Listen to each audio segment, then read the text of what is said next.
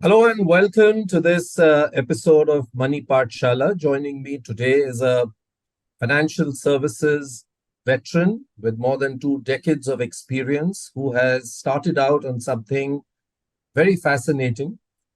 It is actually a rental lease guarantee product, which is something very popular, as he told me when I met him earlier, globally. But is still finding its feet here in India, or probably has just begun to even be heard of. Vikash Khandelwal joins me, who's the CEO of Eqaro Guarantees. That's the venture.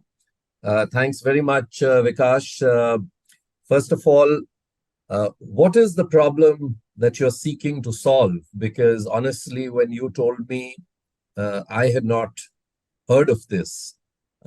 So if you could tell our viewers really, what are you seeking to do? What is the problem that you are seeking to solve through this venture of yours? Thank you, Vivek. It's really a pleasure speaking to you. You see, the business of residential renting, and I'm calling it a business because it's an economic activity, it's fairly large in India. So in India, you have approximately 30% of the country's population, which is staying on rented accommodation in India. If you look at the urban nuclear families, this goes in excess of 50% of those urban nuclear families there, they stay on rented accommodation. But yet, despite despite the size, it remains an unstructured market. And I'll explain what I mean by this. All rented accommodation or rental transactions, they're governed by the Rent Control Act in India. Now, all these acts, rent being a state subject, each state government has their own version of their Rent Control Act. They all came into force some time back. For example, the Delhi Rent Control Act came into force sometime in 1958. At the time that it came into force, the act had they wanted to actually protect the rights of the tenant being viewed as the vulnerable lot, and as such, it grants the tenant numerous rights under the act. One is you can't. Eviction is extremely difficult under the act. Second thing is, by virtue of the rental agreement, the tenant also gets access rights to the property. He gets hereditary rights. The landlord finds it extremely difficult to charge rent in line with the market, in terms of market-linked rent. So the landlords today view it as being extremely biased towards tenant, and as such are wary that that the act may not be able to protect their rights.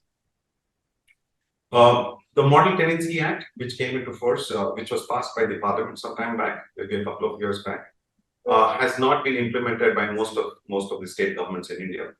Having said that, the landlords today do not trust the state machinery to protect their rights. On one hand, and litigation actually can be extremely long, drawn out, and expensive. So that's on one hand, that they don't find access to regulatory recourse. The landlords don't find access to regulatory recourse with them. On the other hand, the landlords have no tools at their disposal to accurately assess the credibility of the tenants. For example, if you look at the process of tenancy in India today, the landlord meets with the tenant only a couple of times, accompanied by the broker. And it's during this couple of brief meetings that he has to decide whether he wants to let out his property to the tenant. And mind you, in India's context, the landlord has usually, it's most of the time that the landlord has invested his life saving into the property. Now, the real answer, the real answer that he looks for, the real information that he looks for at these meetings with the tenant is what's the background of the tenant. Has he defaulted with any of his tenancy obligations in the past? Has he been part of a eviction process? Is he included in the crime data? Is he included in a fraud data in the country?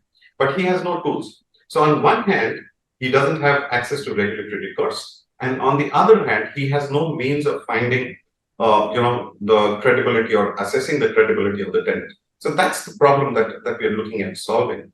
And in our opinion, rental bonds brings structure to the overall rental transaction, the residential rental transactions in the country. So that's what we're looking at doing in India.